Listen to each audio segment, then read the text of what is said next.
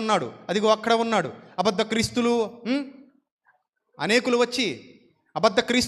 వచ్చి మిమ్మును మోసపరిచెదరు, జాగ్రత్త అన్నాడా లేదా? అన్నాడా? అలాగ అన్నాడు కానండి, ఇంకెవరు రాలేదండి. ఎప్పుడు వస్తారండి చూద్దామండి. మన వాళ్ళు చెప్పే పనికిమాల కబుర్లు ఇంకెవరు రాలేదండి. ఇప్పుడు ఉన్న వాళ్ళందరూ గొప్ప గొప్ప వాళ్ళు అండి, మంచి మంచి వాళ్ళు. ఎవడో మోసగాడు లేడండి, అసలు లేడండి. మా వాళ్ళందరూ మంచి వాళ్ళండి, కప్పెట్టేద్దాం. పక్కోడైతే పొగట్టేద్దాం, మనోడైతే కప్పెట్టేద్దాం. అంటే దొంగోడు కూడా మనోడైపోతే సరిపోద్ది అనమాట, కప్పెట్టేస్తాం అనమాట. పక్కోడైతే పొగట్టేస్తాం అనమాట. అరే దుర్మార్గులారు, ఎలా తగలడ్డారంటే మీరు? ఇదేం విశ్వాసపు స్థాయి? ప్రభు చెప్తున్నాడు, నా నామమున, మత్తయి సువార్త 7వ అధ్యాయంలో చెప్తాడు ఆయన, అక్రమము చేయవారలారా గెట్ అవుట్ అన్నాడు. వాళ్ళు ఎవరండి బాబయ్య? వాళ్ళు ఎక్కడ ఉంటారండి? వాళ్ళు లేరు, ఇప్పుడు ఇంకా రాలేదు. వస్తారు. ఎప్పుడు వస్తారండి? అలా కాదు సార్. మత్తయి సువార్త 7వ అధ్యాయంలో యేసుప్రభు వారు ఏమన్నారండి? చదవండి. మత్తయి సువార్త 7వ అధ్యాయము. అబద్ధ ప్రవక్తలను గూర్చి జాగ్రత్త పడుడి, వారు గొర్రెల చర్మములు వేసుకొని మీ వద్దకు వత్తురు. చర్మం గొర్రెదే కానీ లోపల వారు క్రూరమైన తోడేళ్ళు. వారి ఫలముల వలన మీరు వారిని తెలుసుకొందురు. ఫలము అనగా ఫలం అంటే ఏంటి చెప్పండి? ఎఫెసు పత్రిక 5వ అధ్యాయము 9వ వచనం చూద్దాం. ఫలం అంటే ఏంటి? వారి ఫలముల వలన మీరు వారిని తెలుసుకొందురు. ఏంటి తండ్రి ఫలం అంటే? ఎఫెసు పత్రిక 5వ అధ్యాయం 9వ వచనం. వెలుగు ఫలము, వెలుగు అనగా దేవుడు వెలుగై ఉన్నాడు.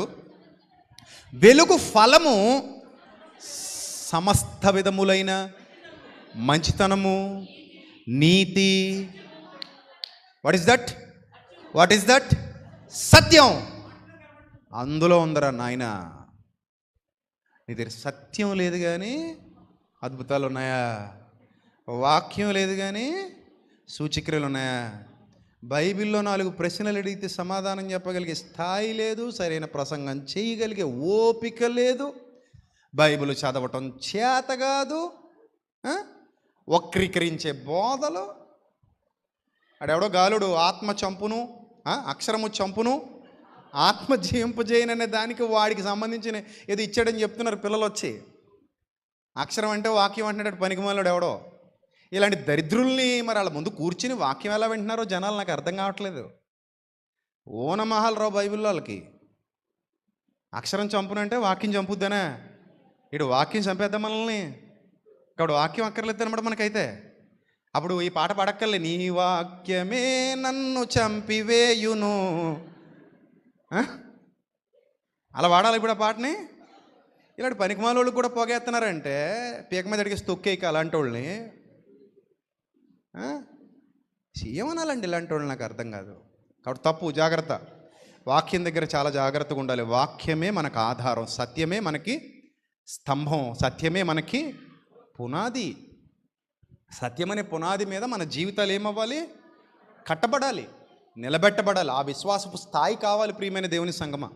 చూడండి ఇక్కడ ఏమంటున్నాడంటే, వారి ఫలముల వలన మీరు వారిని తెలుసుకుందరు. ఆ ఫలము వెలుగు, సత్యమును. ఆ వెలుగు సత్యము, నీతి, మంచితనం అన్న వాటిలో ఏమవుతుంది? కనబడుతుంది సత్యం. ఆ తర్వాత ఆ ముళ్ళ పొదలలో ద్రాక్ష పళ్ళు దొరుకుతాయా? దొరకవు. పల్లేరు చెట్టును అంజూరపు పళ్ళు కోస్తారా? కొయ్యలేరు. అలాగే ప్రతి మంచి చెట్టు సత్యం అనే ఫలాన్ని ఫలిస్తుంది. అద్భుతాలు ఫలాలని ఎక్కడ చెప్పలేదు, సూచక క్రియలు ఫలాలని చెప్పలేదు. అలాగని మనం సూచక్రియలకి అద్భుతాలకి వ్యతిరేకం కాదు. అవి దేవుడు జరిగిస్తాడు, అపోస్తలుల నమూనాలో జరిగిస్తాడని, విశ్వాసపు స్థాయిని బట్టి అది దేవుడు చూసుకుంటాడని నమ్ముతున్నటువంటి విశ్వాసులం మనం. జరిగించకపోయినా నా ప్రభువుతో నాకేమైనా నష్టం లేదు. నా విశ్వాసం కించిత్ కూడా తగ్గదు. నాదే కాదు, నా బోధ వింటున్న, మన బోధ వింటున్న వాళ్ళు ఎవరు తగ్గదు.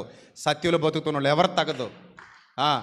మాకేం లేకపోయినా మేము ప్రభువుని విడిచిపెట్టాం. చచ్చిపోతాం అంతే, ప్రభు కోసం చచ్చిపోతాం కానీ ప్రభువుని మాత్రం మేము విడిచిపెట్టాం. అర్థమైందా? మనకు కావాల్సింది ఏంటి చెప్పండి? దేవుని వాక్యం, సత్యం. అది నన్ను కడుగుద్ది, మురికి తీసేద్ది. అది నాలో ఉన్న మురికి తీసేసి ప్రభు ముందుకి పండులా తీసుకెళ్ళి నిలబడుద్ది అందంగా. అప్పుడు ప్రభు నన్ను ప్రేమించి తెల్లగా స్నానం చేసి అలంకరించుకుని వచ్చిన బిడ్డని అమ్మ ఎలాగైతే దగ్గర తీసుకుని, నాన్న ఎలాగైతే దగ్గర తీసుకుని ముద్దు పెట్టుకుంటాడో, అలాగా దేవుడు కూడా, నాయన చాలా అందంగా తయారయ్యావు నాయన, సత్యంలో కడగబడ్డ బిడ్డవు నాయన, నువ్వు బిడ్డవు తల్లి నువ్వు అని దగ్గర తీసుకుని ఆప్యాయంగా మిమ్మల్ని హత్తుకుంటాడు. ఆయన హత్తుకుంటాడు, అలా హత్తుకోవాలి. అందుకే ప్రతి మంచి చెట్టు మంచి ఫలాలే ఫలిస్తుంది, సత్యం ఫలిస్తుంది. సత్యం ద్వారానే నువ్వు, ఆ ఫలమే సత్యం.